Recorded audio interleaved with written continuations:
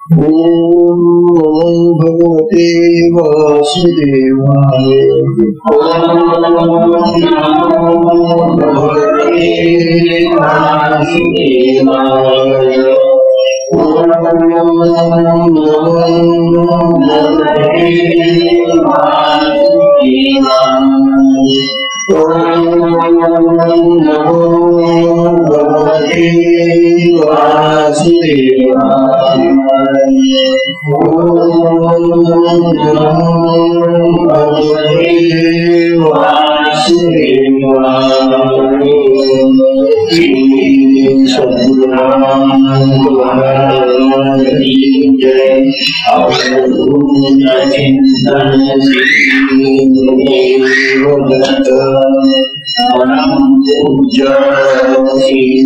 सद्गुरु संत ज्ञानेश्वर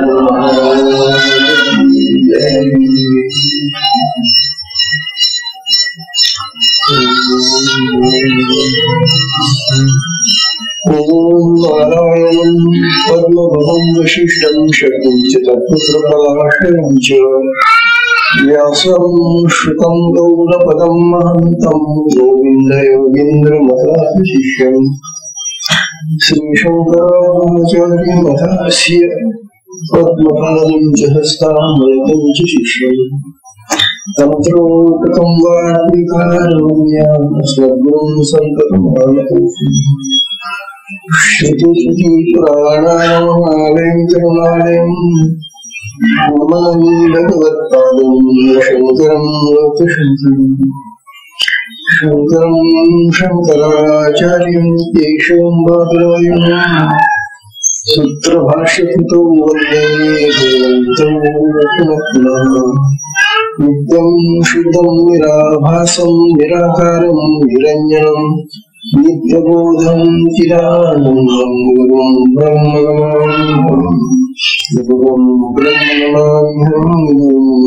नमाम्यहम् ईश्वरं गुरुर्नाथीति व्योमवद्व्याप्तदेहाय दक्षिणामूर्तये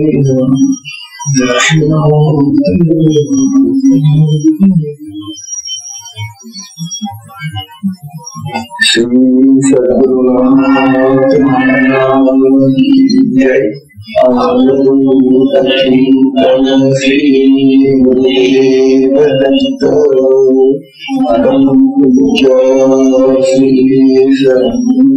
संत ज्ञानेश्वर महाराज की जय। परम पूजनीय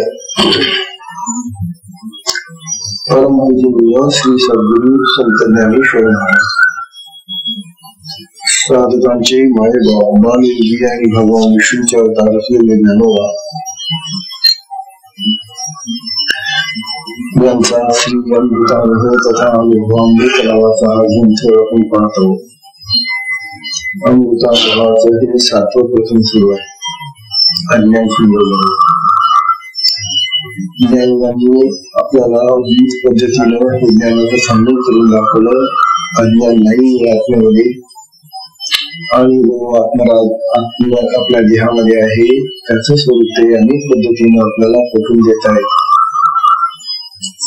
विशेषतः भक्त साधक परमार्थी हे लोक आहे त्यांना आत्मस्वरूपाची जाणीव व्हावी, आत्मस्वरूपाकडे त्यांचं ध्यान लागावं, आत्मस्वरूपाची प्राप्ती व्हावी। तीच प्राप्ती सगळ्यात श्रेष्ठ प्राप्ती आहे हे पटवून देणारे ज्ञानोबा।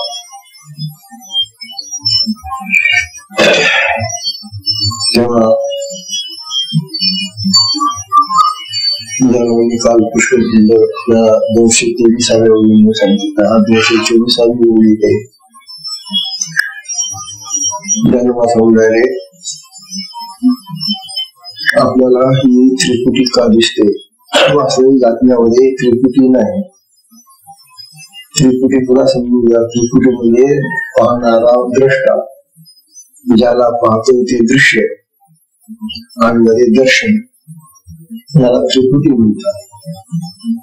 अशी जी त्रिपुटी आहे, पाहणारा ज्याला पाहतो ते आणि जे पाहिलं ते, ही जी त्रिपुटी आहे ती आत्म्यामध्ये नाही. कारण आत्म्यामध्ये संपूर्णतः ज्ञान आहे, आत्मज्ञान आहे, ब्रह्मज्ञान आहे, ज्ञान प्रकाश आहे, त्यामुळे त्रिपुटी नाही. आता ज्ञानवानची आपल्याला काही उदाहरणं देऊन राहिले. त्रिपुटी कशी नाही आत्म्यामध्ये ते आपल्याला पुन्हा पुन्हा सांगताय बघा. पुन्हा आशयाचा दृष्टांत 224व्या ओळीमध्ये ज्ञानवान देऊन राहिले. प्रत्येक वेळेला दृष्टांत ते देतात आणि आपल्याला असं वाटतं की आशयाचा मुखाचा दृष्टांत ते कितीतरी वेळा ऐकला, पण प्रत्येक वेळेला जेव्हा विषय बोलतो आणि त्या विषयातलं जे सूक्ष्म असं तत्व आहे बदललेलं ते दाखवण्यासाठी ज्ञानवान त्या आरशाच्या दृष्टांतामध्ये ते तत्व आपल्याला कसं लपलेलं आहे ते दाखवतात.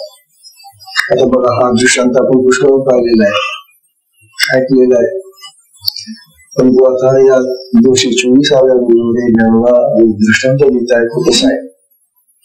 आरशाने होका दाविले, आरशाने होका दाविले तरी मुखची मुखे देखिले, तरी मुखची मुख देखिले. तो न दावी तरी संचले मुखची मुखी, तो न दावी तरी संचले मुखची मुखे. पुष्कळला आपण सुद्धा भ्रमात राहतो. ज्ञानोबा आपला भ्रम जायचा करताय. ज्ञानोबा काय म्हणताय, आपण आरसा घेतला की आरशाने आपल्याला आपलं तोंड दाखवलं. हा आपल्या सगळ्यांचा समज आहे आणि जगामध्ये तेच रूढ आहे ना. आरसा घेतला की आरशाने आपलं तोंड दाखवलं. कोणी दाखवलं? आरशाने दाखवलं. आरसा जिवंत प्राणी होता, त्याला म्हणा तू तोंड दाखवलं, पण बाजारात जाऊन तू अमुक गोष्टी घेऊन बरं जाईल का तो घ्यायला? तो चेतन आहे का? तो जिवंत आहे का? तो आपल्यासारखा? मग तो कसं दाखवेल? पण आमची समजण्याची पद्धतच अशी लिहिलेली आहे की आम्हाला आमचं तोंड आरसा दाखवतो. म्हणतात किती खोट. आणि आरसा हा जड पदार्थ आहे. जड पदार्थाला जर सांगितलं की तुम्ही असं कर रे, तोंड दाखवतो, बंद करतो, आता दुसरं काम देतो तुला, तेवढं कर बरं तू असं केलं. तात्पर्य आरसा न करणारी जड वस्तू आहे. आणि जड वस्तू काही करत नाही. आता समजा आपण या झाडाला म्हटलं बाई मंदिरात जाऊन भजन करून ये, जाईल कधी? या जड अशा वस्तूला जाण्याची करण्याची शक्ती नाहीये. तिला कोण जरी हातात धरून वाजवलं तर ती वाजेल. तसं ज्ञानोबा ह्या दृष्टांतामधून सांगले. आरशाने प्रतिबिंब दाखवले, वास्तविक आरसा प्रतिबिंब तोंडाचं तोंड दाखवले, तर आपल्या मुखानेच आपल्याला मुख दाखवलं जातं. मुखाने मुख दाखवले असतं आरशामध्ये. फक्त एवढं आहे, आरसा ही उपाधी आहे. आरशामध्ये आपलं तोंड दाखवलं असं नसून मुखाने आपलं तोंड आरशामध्ये दाखवलं असं म्हणायला पाहिजे. समजा आता आरशाने घेतला, आपण पाण्यामध्ये पाहिलं, पाणी साचलेले, पाण्यामध्ये पाहिलं तरी तोंड दिसलं की नाही? मग तिथं पाण्याने दाखवलं का तोंड? तर आपल्या याच मुखाने पाण्यामध्ये आपलं तोंड दाखवलं असं म्हणायला पाहिजे. पण आम्ही चुकीनं उलट बोलतो. आम्ही अचेतन वस्तूला चेतन समजून ती क्रिया करायला लावतो. समजतो का फरक? खरंच समजा. म्हणून मुखाने आरशामध्ये आम्हाला आमचं मुख दाखवलं असं म्हणायला पाहिजे. आरशाने आम्हाला आमचं तोंड दाखवलं असं म्हणायचं नाही. का? तर आरसा हा निर्जीव पदार्थ आहे. जो निर्जीव आहे तो कसा दाखवेल? सजीव पाहिजे ना. म्हणून त्याला बोलतात, हा जो आपण दृष्टांत घेतलेला आहे, या दृष्टांतामध्ये मुख हे सजीव आहे. हे तोंड आपण कुणीकडे फिरवतो की नाही, पण तोंडाने तोंड दाखवले तर बरोबर होईल. तोंडाने आरशात तोंड दाखवले बरोबर होईल. त्यात तोंड सजीव आहे, चेतन नाही, ते जड नाही आरशासारखं. म्हणून यापुढे बोलताना नेहमी लक्षात घ्या, या आरशाने तोंड दाखवलं असं म्हणण्याच्या ऐवजी मुखाने आरशात तोंड दाखवलं असं म्हणायला. किती दुरुस्त केलं पहा आपल्याला. आता हे असं का सांगितलं त्यांनी?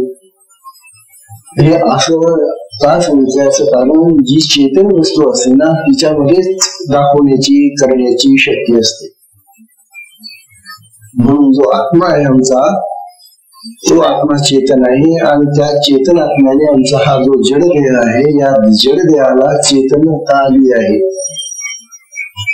आमची मान, आमचं हात, पाय, डोकं सगळं हे चलायमान होत, चालतं. ते जिवंत झालं हे शरीर. कशाने? आत्म्याने.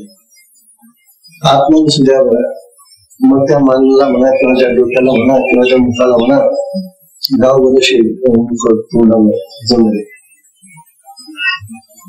मेलेल्या माणसाचं तो म्हणून तो असं दाखवायचा. तात्पर्य असं की जे चेतन आहे ते चेतनच कार्य करणार असतं, अचेतन कार्य करू शकत नाही, ते जड असतं. ते तसा हा देह आपल्या देहामध्ये असलेला जो आत्मराज आहे, त्या आत्म्यामुळे द्रष्टा, दृश्य आणि दर्शन. आता बघा, वास्तविक आत्मा काही करत नाही, पण त्याच्यामुळे घडत. तो आहे म्हणून द्रष्टा होतो, तो आहे म्हणून आम्ही दृश्य पाहतो, आणि तो आहे म्हणून असल्यामुळे आम्हाला दर्शन घडतं. म्हणजे द्रष्टा, दृश्य आणि दर्शन या तिन्ही मध्ये आत्म्याची शक्ती, चेतनत्व आहे. हा विचार आमच्या डोक्यात कधीच येत नाही. आणि आमचा डोळा पाहतो, आणि झाड पाहतो तो, आणि झाडाचं आम्हाला ज्ञान होतं. हे जे बोलणं आहे हे सर्वसाधारण अगदी सामान्य अशा स्तरावरचे बोलणं आहे. परंतु जरूर आपल्याला असं सांगतात की जेव्हा तुमचा डोळा पाहतो, तेव्हा त्या डोळ्यामध्ये मागे मन आहे, मनाच्या मागे चेतना आहे आत्म्याची. ही चेतना, तो आत्मा तुम्हाला त्या चेतन वृत्तीने ते झाड दाखवतो. ते झाडही जिवंत आहे, त्याच्यामध्ये चेतना आहे. तेही चेतन असल्यामुळे हे चेतन त्या चेतनाला दाखवतं, आणि घरी जे ज्ञान होतं, दर्शन होतं, तेही चेतन राहतं. तेव्हा त्रिपुटी आत्म्यात नाही, परंतु आत्म्यामुळे त्रिपुटी तयार होते. आत्मा त्याला कारणीभूत आहे त्याच्या चेतन शक्तीने. असं म्हणून आपल्याला या प्रोग्राममध्ये आता सांगायला लागले. जेव्हा नुसता आत्म्याचा विचार करतो, त्यावेळेला आत्म्यामध्ये द्रष्टा, दृश्य, दर्शन नाही. हे तो पाहतच नाही करणं, त्याचं काही गरज नाही झाला, पण त्याच्या शक्तीने हे सगळं घडतं. हा विचार लक्षात घ्या. पुढे 30 दृष्टांत पुढे आणखी दुसऱ्या वेळीच समजून सांगता येते. तैसे दाविले नाही तरी हाच येळाच्या ठाई, ना दाविला तरीही हाच येळा. आता आत्म्याने दाखवलं म्हणून ते दिसलं, म्हणून ते कळलं, हे सर. परंतु आत्म्याने दाखवलं नाही आणि आत्म्यामुळे दिसलं नाही तरी आत्मा आत्म्याच्या ठिकाणी कायम राहतो. आत्मा मुद्दाम तुम्हाला पुढे पकडून दाखवायला जाणार नाही. आत्मा जिथल्या तिथेच राहतो. तो आपल्या देहामध्ये शांत राहतो, स्तब्ध राहतो, काही हालचाल नाही, काही. असा हा जो आत्मा आपल्या देहामध्ये आहे, तो मुद्दाम तुम्हाला कुठे घेऊन दाखवायला जाणार नाही. म्हणून त्याने दाखवलं किंवा नाही दाखवलं तरी तो आपल्या ठिकाणी आहे जसा तसाच राहतो, हे मिळवलं सांगतात. आत्म्यामध्ये दाखवल्याने न दाखवल्याने काही फरक पडत नाही. आत्मा स्थिर तर स्थिरच राहतो. पुन्हा हे आत्म्याचं स्वरूप आपल्याला पुन्हा ते जसे तसे सांगतात. पुढे सांगतात, जागृती दाखवला का निदा हरविला तरी जैसा ऐकला पुरुष पुरुषी. हा एक दृष्टांत होतो. म्हणतात समजा एक मनुष्य आहे, पुरुष, तो जागृतीमध्ये दिसतो आपल्याला. आता आपण सगळे जागे आहेत ना, दिसतात. परंतु तो पुरुष झोपेत गेला की तो हरून बसो स्वतःला हरून बसणं म्हणजे काय, स्वतःला विसरून गेलं. बरोबर झोप लागली, झोपेमध्ये कोणी कोणाला जाणत नाही. झोप ही अज्ञानाची अवस्था आहे. तेव्हा अशा झोपेमध्ये तो मनुष्य गेला की तो स्वतःला हरून बसतो. स्वतःला हरून बसतो म्हणजे काय होतं, विसरून जातो तो. हा जो जागा आहे ना, तो पण तो जाणतो स्वतःला, मी पुरुष आहे, माझं नाव अमुक आहे, मी अमुक ठिकाणी राहतो, अमुक काम करतो, हे सगळं मग त्याला आलं. पण तो एकदा झोपला, तो गेलं त्याचं ते सगळं सांगणं, आठवणं, करणं सगळं बघणं. मग तो हरवला म्हणे. हरवला कशात हरवला, झोपेमध्ये हरवून बसतो. म्हणजे जागृतीत आपण जो असतो तो झोपेमध्ये हरवला जातो, म्हणजे विसरला जातो. परंतु तो जरी जागृतीत दिसत असला आणि झोपेमध्ये हरवलेला असला तरी पुरुष म्हणून तो राहतोच ना, शिल्लक. हरवला म्हणून तो काय बोलून गेला असं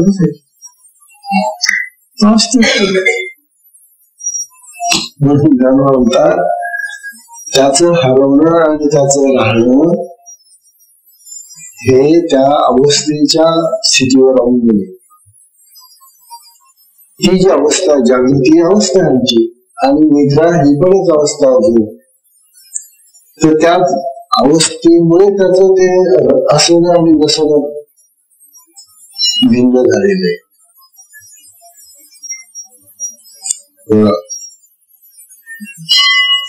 आता यातून त्यांनी आपल्याला हा समोर उद्देश करतात. समजलेला दृष्टांत कळला. एक पुरुष आहे आणि तो पुरुष जागा असताना दिसतो, हसतो, बोलतो, करतो. तोच पुरुष झोपला की त्याचं सगळं हसणं, बोलणं, चालणं सगळं बंद गेला, हरवला तो. परंतु पुरुष म्हणून तो राहतोच ना. आता हा जो दृष्टांत आहे, हा दृष्टांत अतिशय मार्मिक आहे. ज्ञानवंता एक दिसण्याची अवस्था आहे, कोणती, जागृती. जागा आहे तोपर्यंत तो आपल्याला आहे असून दिसण्याची अवस्था आहे. एक न दिसण्याची अवस्था आहे, कोणती, झोप. तो सगळं विसरून जातो. आता ज्ञान आपल्याला असं सांगतात, तुम्ही न दिसण्याच्या अवस्थेला काय समजला, झोप आहे ना. पण तो हरून बसलेला स्वतः. वास्तविक ज्ञानवंता न दिसण्याची जी अवस्था आहे ती स्वरूप स्थिती आहे यांची. न दिसण्याची जी अवस्था आहे ती स्वरूप स्थिती आहे, ती आत्मस्थिती आहे. आता तुम्ही म्हणाल कस आत्मस्थिती असते ती, हे बघा. झोपेमध्ये आपले सगळे जगाचे सगळे या देहाचे सगळे व्यवहार बंद. तर मग जगाचे आहात का तुम्ही? तुमच्या शरीराचे आणि जगाचे सगळे व्यवहार सगळी कामं बंद झोपेमध्ये. मग तुम्ही जगाचे राहिले का? जगाचा तुमचा संबंध तुटला. मग तरी जिवंत आहात ना? आहात की नाही? झोपेमध्ये का म्हणजे म्हणून होतं. मग तू जिवंत जर आहात तर हे जे चैतन्य तुमच्या अंगात आहे ते कोणाचं आहे? ते आत्म्याची करेल ना. म्हणून ती आत्मस्थिती आहे असं समजा. आणि म्हणून जे सत्पुरुष असतात, ज्ञानी लोक असतात, ते हा सगळा संसार विसरून जातात, हा देह विसरून जातात आणि स्वरूप स्थितीत राहतात, आत्मस्थितीत राहतात ना.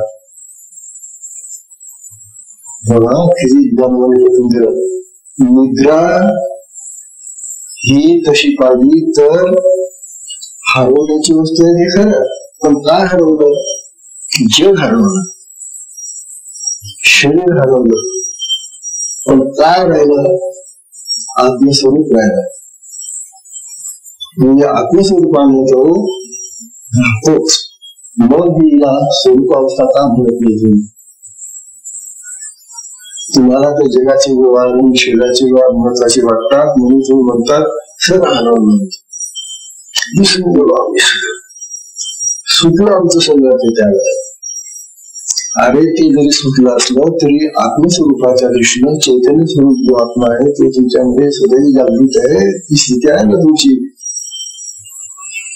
म्हणून ज्ञानी माणसं झोपेमध्ये असं म्हणत नाही की आम्ही जगाला विसरलो, जग हरवलं नसतं. ते म्हणतात ही आमची स्वरूप अवस्था आहे. आणि म्हणून ज्ञानी माणसांना तशी पाहिली तर ही अखंड स्वरूप अवस्था राहते, अखंड राहते. तर चैतन्य हे अखंड राहणार ना, आत्मा अखंड आहे तर ती स्वरूप अवस्था अखंड राहणार. म्हणून तुमचा दिवस आणि तुमची रात्र तुमच्यासाठी. ज्ञानी माणसाला रात्रंदिवस तो स्वरूपावस्थेत राहू शकतो. आत्मस्वरूपामध्ये राहण्याची गोष्ट ज्ञानोबा सांगतात, आपल्याला राहता येतं. आणि ज्ञानी माणसं या अशा आत्मस्वरूपामध्ये राहतात नाही.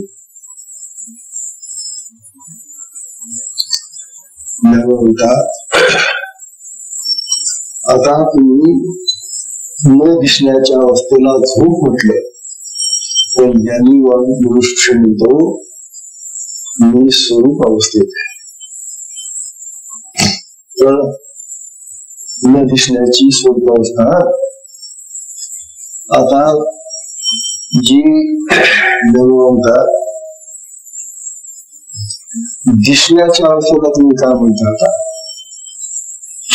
झोप लागलेली आहे, काहीतरी दिसतंय, त्याला काय म्हणता?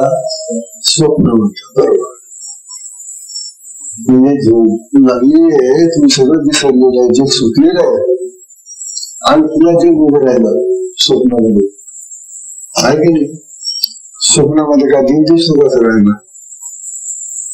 स्वप्नामध्ये तेच आमची तिकडं ते गाडी घोडे काय जे असेल तुमचं बाजार, पुन्हा तोच उभा राहतो. ज्ञानोबा सांगतात जे ज्ञानी लोक महात्मे असतात त्यांना या दिसण्याच्या अवस्थेमध्ये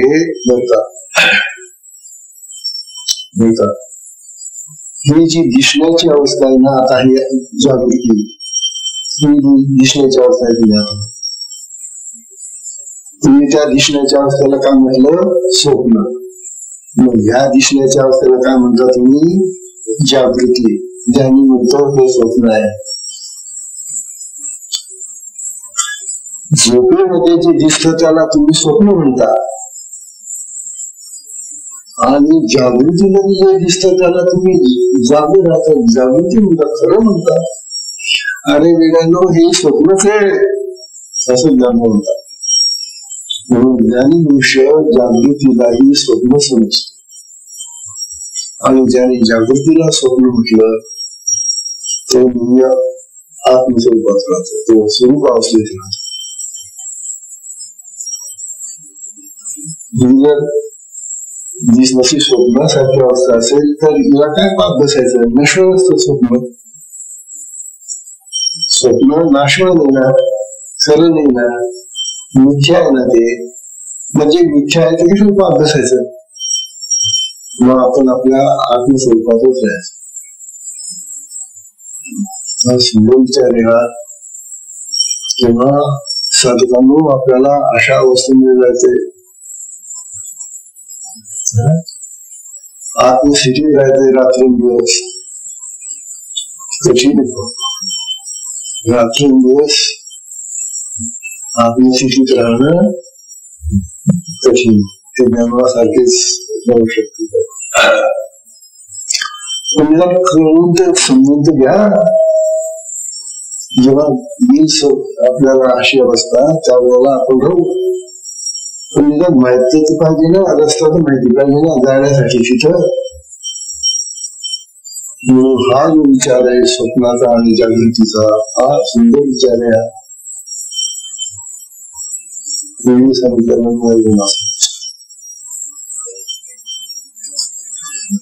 तात्पर्य असं, आपण दिसण्याच्या अवस्थेला जागृती म्हणतो आणि न दिसण्याच्या अवस्थेला सुषुप्ती म्हणतो. म्हणजे स्वरूप स्थितीला सुषुप्ती म्हणावं आणि स्वप्नाला जागृती म्हणावं, असा प्रकार. तेव्हा जागृती दाखवली म्हणजे वृत्तीने दृश्य दाखवलं आणि निद्रेत वृत्ती अविद्येत झालेली असते, वृत्ती गेलेली असते झोपेमध्ये. पण दोन्ही ठिकाणी हा जो चेतन आत्मा आहे तो अखंड तुमच्या झोपेत असो नाही तर जागृतीत असो, तो जसाचा तसाच राहतो. त्याच्यामध्ये काही फरक पडत नाही. त्याच्यामध्ये जर फरक पडत नाही तर आम्ही त्याच्यामध्ये गेल्यानंतर आमच्यात काय फरक पडणार आहे? हो, तो जर झोपेमध्ये आणि आमच्या जागृतीमध्ये सदैव जागा राहतो, त्याच अवस्थेत राहतो, चेतन अवस्थेत राहतो, तर आम्ही आत्मस्वरूपामध्ये गेल्यानंतर आम्ही सुद्धा त्याच्यासारखेच राहू ना. म्हणून स्वरूप अवस्था जी आहे ती प्राप्त करा, आत्म्याची आत्मस्थिती प्राप्त करा, आत्मज्ञान प्राप्त करा, आत्मानंद प्राप्त करा, आत्मसुख प्राप्त करा. आणि हे सगळं मिळेल तुम्हाला. मग तिथं ते सुख मिळेल, तो आनंद मिळेल, ते सगळं मिळेल तुम्हाला. मग चला आत्म्यामध्ये. म्हणून आपल्याला सगळ्या साधकांना आत्मस्वरूपाकडे घेऊन जाण्याचं वारंवार सांगून राहिलेले. त्यांची स्वतः आत्मस्थितीमध्ये राहतात, ते राहून आलेले आहे आणि म्हणून तो आपला अनुभव ते अमृताचा अनुभव चालत आहे. पुढचा एक दृष्टांत 227 ओळी देत आहे. तशीच आपण ऐकलेली. का राया ते तू राहो ऐसा दाविजे प्रत्यय, का राया ते तू राहो ऐसा दाविजे प्रत्यय, तरी ठाये ठाओ राजाची असे. हा दृष्टांत पूर्वी सांगितलेच आहे. एक राजा आहे, त्या राजाला असं सांगावं लागतं का रे की तू जेव्हा सिंहासनावर बसलेला आहे तेव्हाच राजा आहे, आणि तू सिंहासनावरून खाली आला, घरात आला, राजवाड्यात आला, कुठे बाहेर गेला तेव्हा तू राजा नाहीये? असं कसं होईल? एकदा तो राजा झाला म्हणजे तो सगळ्या ठिकाणी कुठेही गेला तरी त्या स्थानामुळे त्याचे राजेपण बदलत का? घरामध्ये नवरा आणि बायको आहे. आता घरामध्ये ते नवरा आणि बायको जरी असले तरी ही बाई शेतात काम करत असली ना, पुरुष शेतामध्ये काही दुसरं काम करत असला तर मग तिथं काय त्यांचं नातं बदलून जातं का शेतामुळे? हे जे नातं आहे तेच राहतं ना तिथं. मग ते कुठेही जावं, शेतात जावं, दुकानात जावं, बाजारात जावं, कुठेही जावं, ते त्यांच्या जाण्या येण्याने काही त्यांच्यातलं नातं बदलत नाही. तसंच ते राजाचं राजेपण जे आहे, राजेपणा जो आहे तो एकदा राजा झाला की त्याचं राजेपण बदलत नाही. तसा आत्मराज जो आहे ना, त्या आत्म्याचं आत्मस्वरूप बदलत नाही, हे ज्ञानोबाला सांगायचं. आत्मा अखंड तसाच जातो, हे ज्ञानोबाला सांगायचं.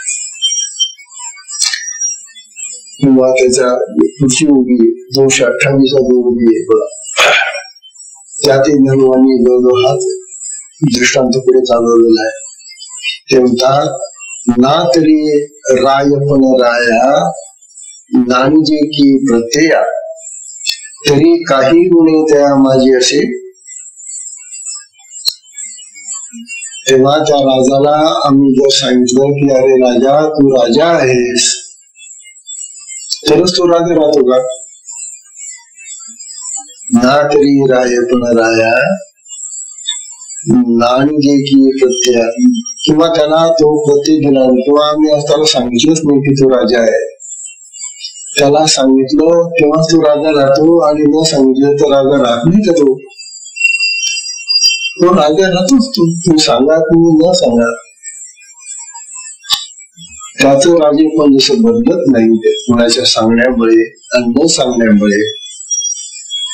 सांगितलं किंवा न सांगितलं तरी त्याचं राजेपण कायम राहतं, तसं आत्म्याचं आहे. आत्म्याला तुम्ही ओळखा, ओळखू नका. आत्म्याला कुठल्याही नावाने हाक मारा, मारू नका. तो त्याच्या स्वरूपामध्ये अखंड जसाच्या तसाच राहतो.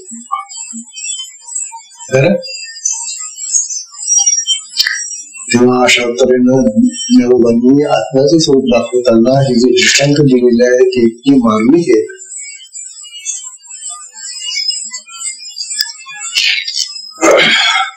जेव्हा आत्मा दृष्टा झाला किंवा दृश्य झाला, आत्मा द्रष्टा झाला किंवा दृश्य झाला तरी त्याच्यामध्ये बदल होत नाही. दृश्य रूपाने तोच आत्मा चेतन स्वरूपाने तिथे राहतो, आणि दृष्ट्या रूपाने पाहण्याच्या स्वरूपामध्ये तोच असतो. पाहता योगी 229 ही गोष्ट आता या ओळीमध्ये 229व्या ओळीमध्ये बनवा सांगताय. तैसे दाविता न दाविता हा यया परमता, चढे ना तुटे ना आईता असतची असे. चढे ना तुटे ना आईता असतची असे. या आत्म्याला कोणी दाखवलं आणि कोणी नाही दाखवलं. आता आत्म्याला कोण दाखवतो? आत्मा तर आमच्यामध्ये आहे, आणि आम्ही तर काही पाहू शकत नाही. अरे रामा, काय विचित्र गोष्ट झाली होई. आत्मा आमच्या देहात आहे, तो सदैव आहे, अखंड आहे, रात्रंदिवस आहे, आणि त्याला आम्ही काही पाहू शकत नाही. मग त्याला कोण दाखवेल?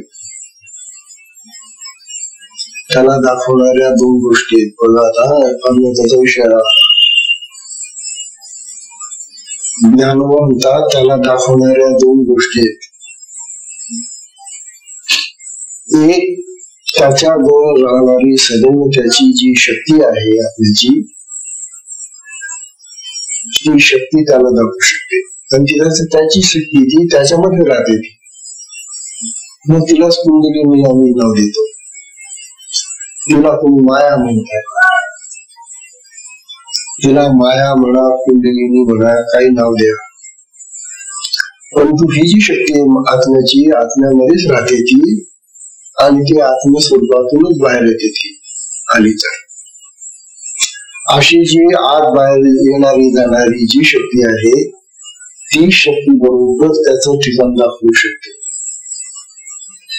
आता हे तर साधं आपल्याला उदाहरण माहिती हो. घरात समजा आपण घरामध्ये 5-7 लोक आणि बाहेरचा कोणी अनोळखी माणूस तपास करत आला आपल्या घरामध्ये. आता तो बाहेरचा मनुष्य त्याला माहिती नाही, त्याचं जे नाव आहे त्या नावाची चौकशी करतो तो त्याला भेटायचं आम्हाला. आता त्या घरातला जो माणूस आहे तो माणूसच त्याला बरोबर त्या माणसाकडे घेऊन जाईल, बाहेरचे घेऊन जाईल. त्या घरामध्ये जी माणसं राहतात त्यांचा परिचित येतो.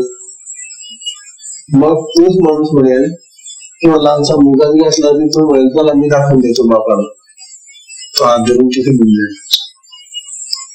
हे जसं आपल्या घरामध्ये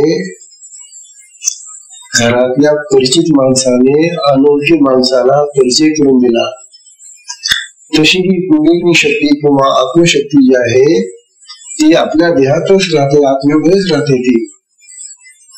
आणि अशी जी आत्म्याच्या जवळ राहणारी, आत्म्यामध्ये राहणारी अशी जी शक्ती तुला माहिती आहे तुला आत्मा आहे आणि कसा येतो, पण ती त्याच्यामध्ये राहते. तिला चांगला परिचय आहे ना आत्म्याचा. मग अशी जी आत्मशक्ती आहे ती आत्मशक्ती जर आपल्याला लाभली तर आपल्याला ती शक्ती बरोबर घेऊन जाईल. मग ती शक्ती घेऊन देतो आपल्याला. अशी जी आत्म्यामध्ये राहणारी, आत्म्याकडे घेऊन जाणारी जी शक्ती आहे ती आम्हाला सद्गुरू देतात. हे तर खरं की नाही. ही जी कुंडलिनी शक्ती, जिला माया म्हणा, कुंडलिनी म्हणा, आणखी विविध नाव आहे त्याची, 1000 नाव आहे तिला.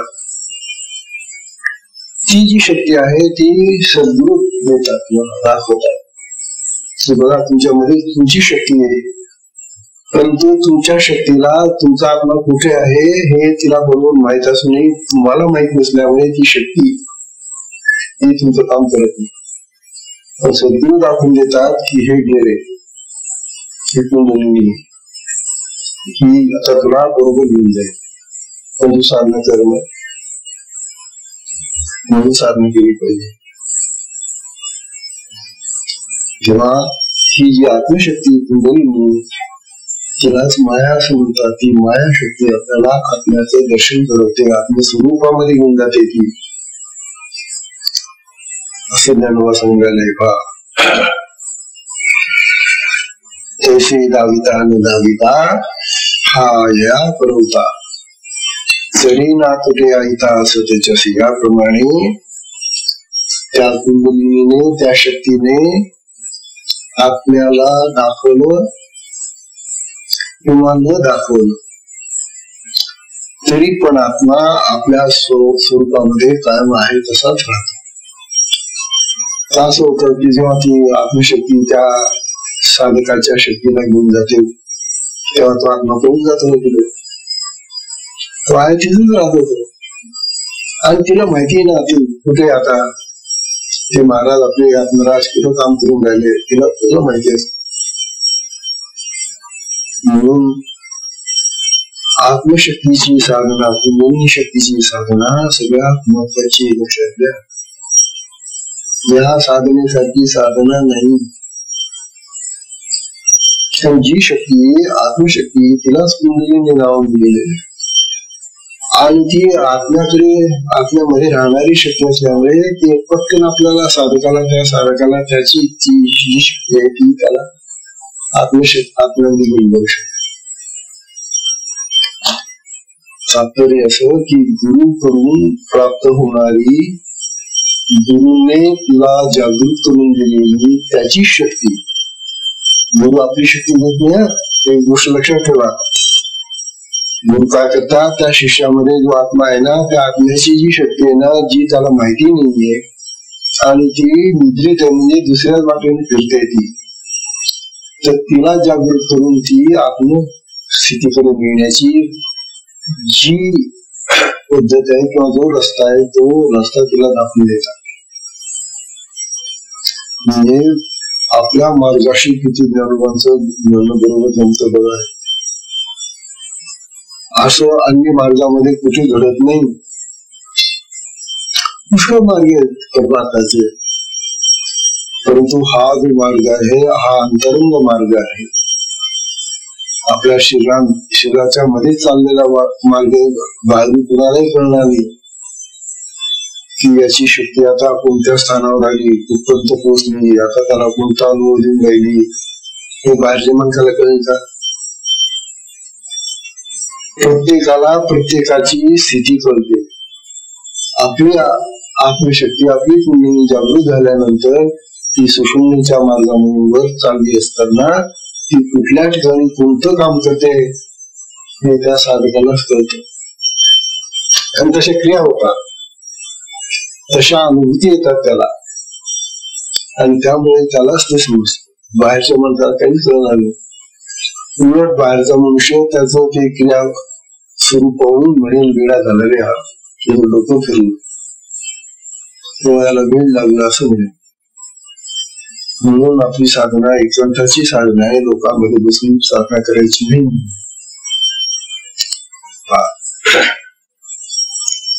तेव्हा त्यामुळे आपल्याला या आत्म्याच्या स्वरूपामधून आपल्याला ही कुंडलिनी शक्ती किंवा ही माया शक्ती आपल्याला कशी बरोबर अचूकपणे मार्ग दाखवते हे दाखवते. 230 ओळी येते. या 230व्या ओळीमध्ये ज्ञानोबा सांगतायत, तरी का निमित्त पिसे, तरी का निमित्त पिसे हा या दाऊ वैसे, देखते नाही ते आरसे देखावे कोणी. पुन्हा अशा दृष्टांताला पुन्हा आता भलतच वेगळ्या संदर्भात हा दृष्टांत आहे.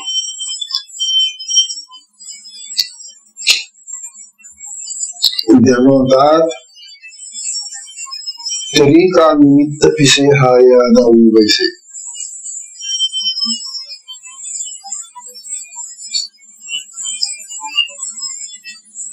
आत्मा स्वयंसिद्ध आहे. स्वयंसिद्ध म्हणजे काय? तो स्वतः सगळं काही करणार आहे, न करताही करणार आहे. कर्तुम अकर्तुम ही जी त्याची शक्ती आहे ती त्या आत्म्याची आहे. तो करो अथवा न करो, परंतु त्याच्या नुसत्या संकल्पाने वाटेल ते गोष्ट. म्हणून जो परब्रह्मातला आधी संकल्प होता, परब्रह्मामध्ये आधी संकल्प निर्माण झाला, एक अहम, मी एक आहे, बहुश्याम, मी अनेक बहुश्याम. हा जो त्याचा आधी संकल्प आहे त्या परब्रह्मामधल्या चेतन शक्तीचा, तो संकल्प पुन्हा पुन्हा तो आत्मा आपल्या देहात असो नाही तर कुठे बाहेर असो, कुठे असो, त्याचा संकल्प हाच आहे की मी एक आहे, अनेक होईल. तर त्याला अनेक होणे काय वेळ लागत नाही, नुसतं संकल्पाने हे सगळं निर्माण होतं. असा जो स्वयंसिद्ध आहे होता, तरी का निमित्त पिसे हा दाऊ वैसे, देखते नाही ते आरसे देखावे कोणी.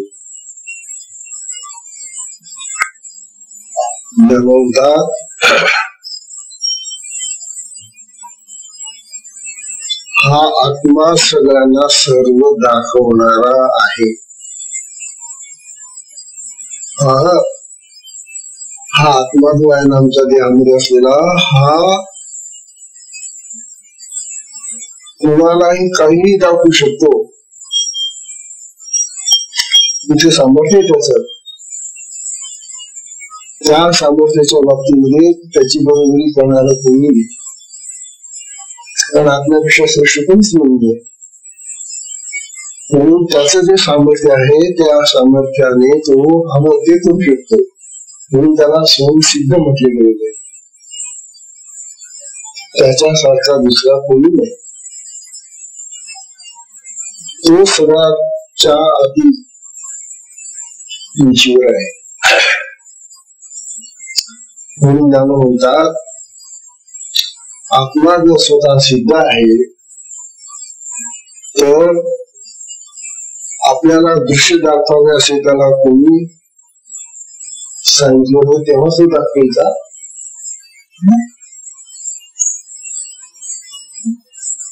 त्याच्या इच्छेप्रमाणे तो हवं ते करू शकतो. त्याच्या संकल्पाप्रमाणे तो हवं ते करू शकतो. मग त्याला सांगण्याची मागण्याची काय गरज आहे? तर कशाला मागता हात पसरवता म्हणतात. त्या आत्मराजाकडे तुम्हाला मागण्याची काही सांगण्याची त्याला गरजच नाहीये. पण तुमच्या हात बसलेला तुम्ही जे बोलतात ते ठरवतात जे विचार येतात ते त्याच्यामुळे येऊन राहिले. तुमचे सगळे संकल्प जे येऊन राहिले तुमचे जे विचार येत आहेत तुमचं जे भाषण होत आहे ते त्याच्यामुळे होत ना. मग त्याला माहिती नाही पडत का? ते मग बोलूनच घ्यायला दाखवता. मागता कशाला? मग काही गरज नाही. न मागताना तुमच्या मनात जर इच्छा असेल काही निर्माण झाली त्याच्यामुळे झाली ती. तो आहे म्हणून ती इच्छा निर्माण होते की नाही? तर खरं की नाही? मेलेला प्रेताला इच्छा निर्माण होते का? त्याला तरी इच्छा होईल का काही?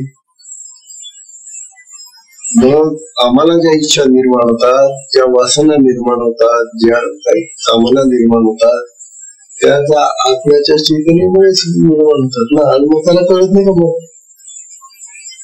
आम्ही ती गुप्त गोष्ट इतरांपासून लपून ठेवू पण आत्म्यापासून आम्हाला काही लपून ठेवता येईल का? आत्म्यापासून लपून कोणती गोष्ट असो किती गुप्त ठेवावं तुम्ही. तो दुसऱ्यापासून माणसांपासून जगापासून गुप्त ठेवा परंतु आपल्या स्वतःच्या आत्म्यापासून तुम्ही काही लपून ठेवत नाही. म्हणून आत्म्याजवळ आपलं सगळं रेकॉर्ड आहे. बरं तुम्ही बाहेर कसे दाखवा लोकांना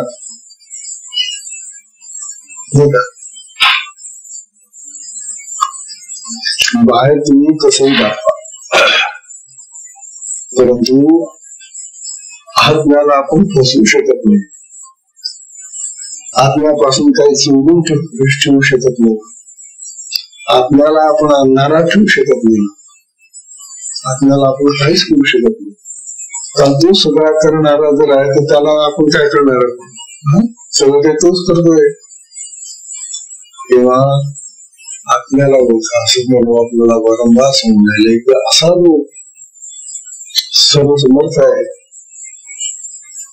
त्याच्या महान शक्तीचं जे कार्य आहे ते तुम्ही ओळखा आणि त्याला शरण द्या. मागू नका तुम्ही काही. तो तुम्हाला सगळं देईल. असा तो आत्मराज आहे. म्हणून जन्मवाळीत राहतात तरी का निमित्त पिसे हा या दाऊ वैसे देखते नाही ते आरसे दिखावे कोणी.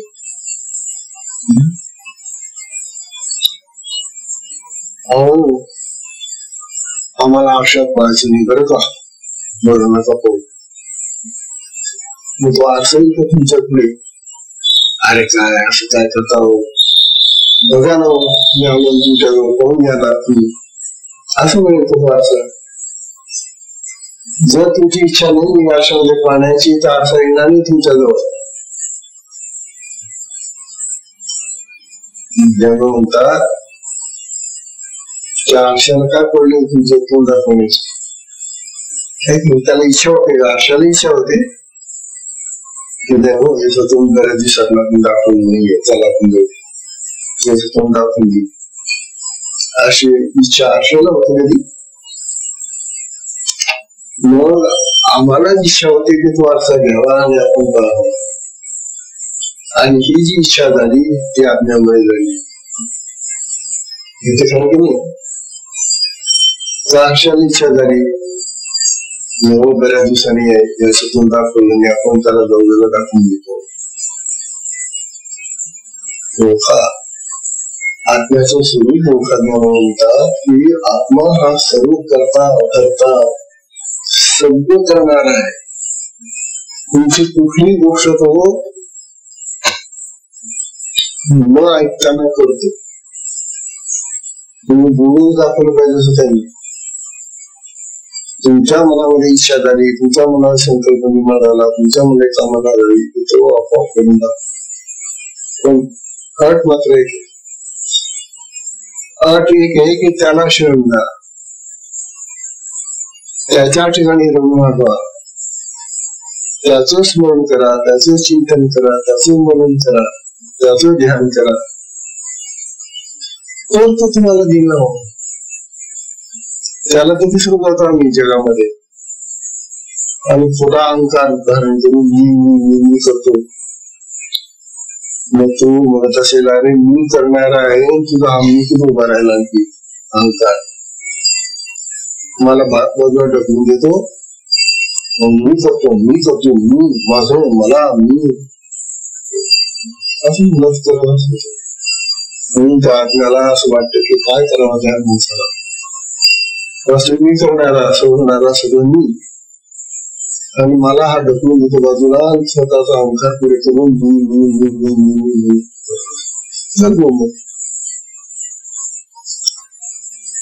तात्पर्य अहंकाराचं विसर्जन व्हायला पाहिजे. आमचा अहंकार गेला पाहिजे, आमचा मी नाहीसा व्हायला पाहिजे. तो जो अहंकार रूपी मी नाहीसा झाला तर हा आत्मरूप मी जागा होईल आणि मग तो तुमचं सगळं कार्य करेल, तुमची सगळी जबाबदारी घ्यायला तो तयार आहे. अशा प्रकारचा हा सुंदर विचार ज्ञानोबा आपल्याला या अमृतानुभवामध्ये समजायलेले. अमृतानुभव ऐकला पाहिजे इतका महत्वाचा विषय. 230 ओव्या झाल्यात आपल्या प्रकरणातल्या. ज्याला 230 येते पुन्हा दृष्टांत देत आहे ज्ञानोबा. सुंदर दृष्टांत होतात ज्ञानोबांचे जे वास्तविक दृष्टांताला घेतलेले जे विषय असतात ते सारखेच असतात, परंतु त्या विषयांमधून ते बोध देण्याचं जे कार्य आहे ते फार भिन्न आहे. प्रत्येक दृष्टांतामध्ये भिन्न बोध आहे, भिन्न स्वरूप ज्ञान असतं आणि हे कौशल्य ज्ञानोबांचं. समान दृष्टांत करून त्यामधून ते विविध प्रकारचा बोध देतात. उद्याला आपण आजच्या सत्संगाची वेळ संपली. सत्संगाला विश्राम देऊ. हरिओम.